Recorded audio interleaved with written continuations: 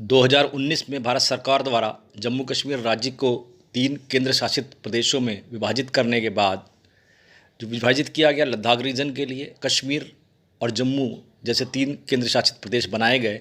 इसको बनने के बाद से ही पड़ोसी मुल्कों में काफ़ी हलचल बढ़ गई है। जैसे पाकिस्तान ने अपनी गतिविधियों में काफ़ी परिवर्तन लाया है और तरह तरह से वो भारत को उकसा रहा है।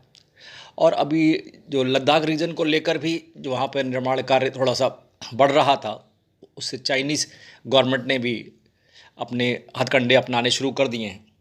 आए दिन देखा जा रहा है सीमा पर चाइनीज़ इंडियन जो सीमा पर विवाद की खबरें आ रही हैं। चाइनीज़ ट्रुप्स कई बार सीमा को जो LAC है, लाइन ऑफ एक्चुअल कंट्रोल है, उसको क्रॉस करके सीमा में आ जाती हैं और भारतीय सेनाओं से झड़प करती हैं। लेकिन इसको डिप्लोमेटिक रूप में ये सुलझाने का प्रयास किया जा रहा है। इसी के मद्देनज़र अभी हाल में ही चाइनीज़ प्रेसिडेंट शी जिनपिंग ने सेना को युद्ध में तैयारी पूरा करने का आदेश दिया। जिनपिंग जो 66 वर्षीय हैं, लगभग जनरल सेक्रेटरी हैं कम्युनिस्ट पार्टी ऑफ चाइना के, और उन्होंने ये ऑर्डर दिया और कहा कि ख़राब से ख़राब स्थिति में मुकाबला करने के लिए हमारे 20 लाख की जो चाइनीज़ फोर्स है उसको तैयार रहना चाहिए। ये उनका कहना है। ये कोई नई बात नहीं है। अभी पिछले आप यदि 3 साल पहले की बात देखें, डोकलाम विवाद हुआ था और उसके बाद करीब पिछले ये 1 और 2 वीक ऑफ मई में लद्दाख को लेकर भी काफ़ी प्रॉब्लम्स क्रिएट हुई थी, जब चाइनीज़ ट्रुप्स जो प्रॉब्लम क्रिएट कर रही हैं। और लेकिन वहाँ पर भी ये ट्राई किया जा रहा है, डिप्लोमेटिक लेवल पर ट्राई किया जा रहा है कोई रेस्पेक्टेबल उसका सलूशन निकले। लेकिन अभी हाल में और एक चीज़ देखी गई कि ह्यूज नंबर में काफ़ी करीब 4000 से 5000 की संख्या में चाइनीज़ फोर्सेस को बॉर्डर एरियाज़ में डिप्लॉय किया गया है। और ये भी पता ज्ञात हुआ है कि वहाँ पर चाइनीज़ फोर्सेस ने वहाँ अपने बंकर तैयार कर लिए हैं और एयरक्राफ्ट्स की गतिविधियाँ भी बढ़ रही हैं।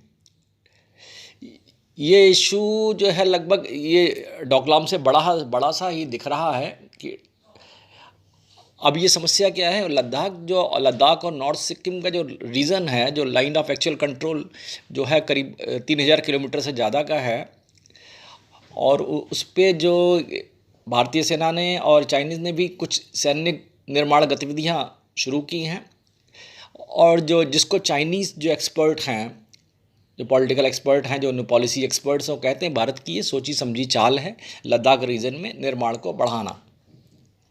और वैसे इसके विवाद की जड़ में एक और चीज़ है कि जो US और चाइना को जो कोविड की इशू को लेकर मतभेद चल रहे हैं, वाद विवाद चल रहा है, आरोप प्रत्यारोप चल रहा है।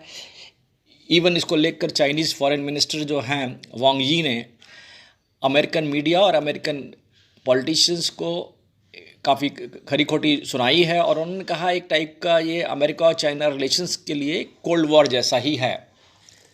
और इसको देखते हुए अभी देखा गया है कि अमेरिका ने अपने डिफेंस बजट को मोर देन 5% के आसपास बढ़ा दिया है, और ये लगभग 180 बिलियन US$ के आसपास पहुंच गया है। और अभी हाल में जो चाइनीज़ फॉरेन मिनिस्टर है वांग यी ने फिर एक स्टेटमेंट दिया है कि हमें अपनी सेना की कैपेबिलिटीज़ में, प्रिपेयर्डनेस में पूरा भरोसा है और वो किसी भी इवेंचुअलिटी को मीट करने में सक्षम है।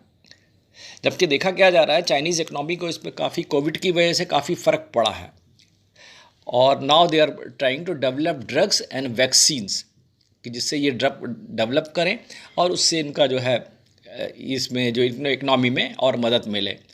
और ultimately they want to increase their fund for defence activities. ये जो है प्रॉब्लम है पूरी इनके साथ में। अभी जो ये अशोक कांता करके हैं, जो एक एम्बेसडर रह चुके हैं 2014 के आसपास चाइना में इंडिया के, और presently he is director of institute of Chinese studies जो न्यू दिल्ली में है।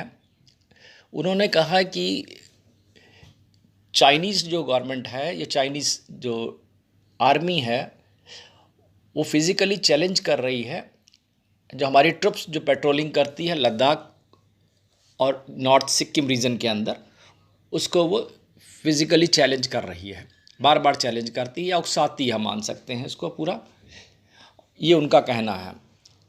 और जो हमारे retired lieutenant general northern area command के श्री DS हुडा जी का भी कहना है कि चाइनीज़ सोल्जर जो हैं इंडियन टेरिटरी के अंदर मूव कर जाते हैं after the crossing the line of control.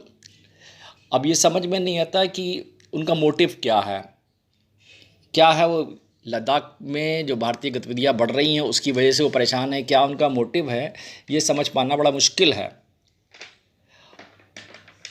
और अब ये देखा कांठा इवन जो कांता जी का और भी कहना है, जो कांता जी ये एम्बेसडर रहे हैं पूर्व में चाइना के, हमें परिस्थितियों को अपने हल्के में नहीं लेना चाहिए और मेरा भी मानना है कि अपनी हमें सैन्य तैयारी को माकूल रखनी चाहिए जिससे किसी भी संभावित खतरे को से निपटा जा सके। और जो ऑफिशियल वर्जन है गवर्नमेंट ऑफ इंडिया का कि हम किसी तरह से भी अलाउ नहीं करेंगे कि कोई स्टेटस चेंज हो लाइन ऑफ एक्चुअल कंट्रोल में। वैसे देखा गया पहले भी इस तरह की सिचुएशंस बन गई है और हम अपनी शक्ति और क्षमता के हिसाब से का पूर्णतया उपयोग करेंगे और इस परिस्थिति को रोकने में और इसका एक रिस्पेक्टेबल सोल्यूशन निकालने में कोशिश करेंगे। आशा आपको डिस्कशन पसंद आया होगा। Thank you.